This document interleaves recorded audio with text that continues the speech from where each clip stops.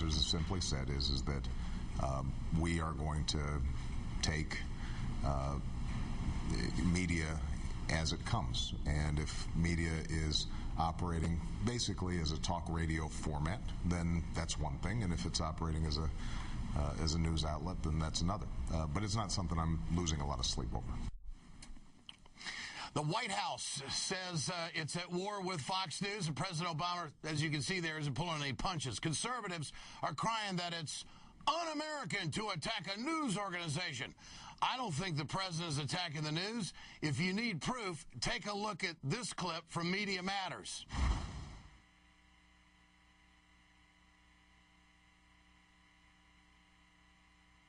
Even at the inauguration of a black president, it seems white America is being called racist. We are being told that we have to hope he succeeds, that we have to bend over, grab the ankles. But he's not going to succeed. Socialism has failed. I think the honeymoon is over. You can't break all your campaign promises. You think it's really socialism. Why? The next Jimmy Carter.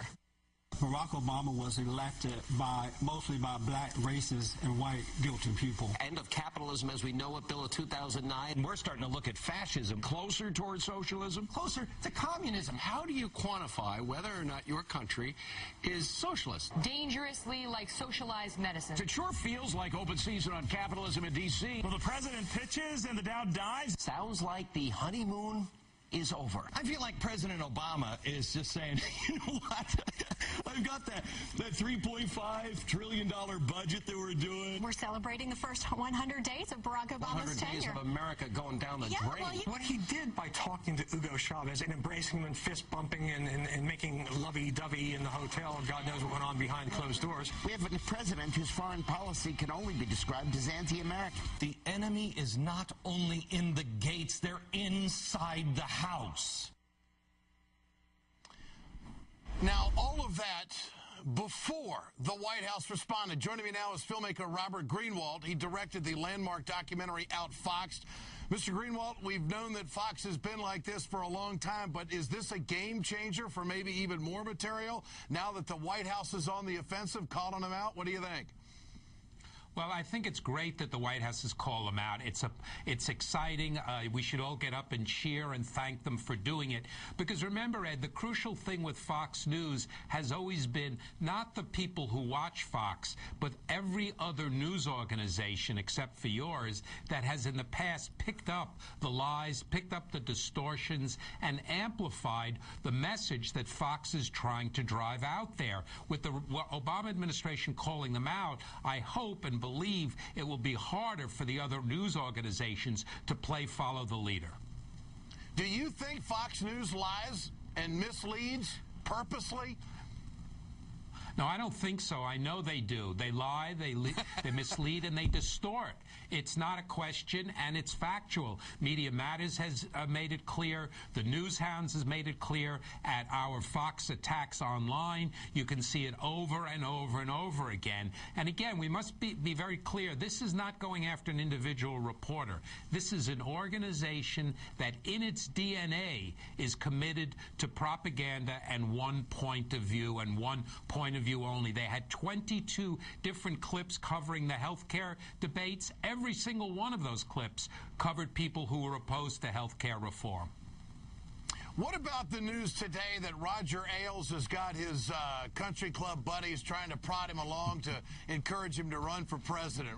I mean, I say, let's go. What can I do to help? I mean, I think it would be great entertainment, and I'd like to see him actually debate Barack Obama. So it would be great for our industry. But what do you make of that? I think you and I should join up to be his co-chairman to start the campaign right now. Get him off of Fox and into a debate with Obama. That would be truly an event that would be pay-per television. You know, what it makes clear, of course, is his political agenda, in case there's a doubt in anybody's mind. And by the way, shame on Tapper from ABC for coming to the defense of Fox and claiming they are a sister network. That's absolute nonsense, and I think we should let him know that. And I also want to call out to Move On, that's doing a great job raising the issue and saying, you know what? They have a big petition out there saying we don't think any Democrat should go on Fox until Obama agrees to go on again. Well, you know, there's another thing here, Mr. Greenwald, is that people believe what they hear and what they see. And the lies that Fox throws out there and the documentation that you've done in Media Matters, I come out here in the heartland and I'll do some pheasant hunting and I'll run into people. I mean, they are reciting this stuff as if it's gospel.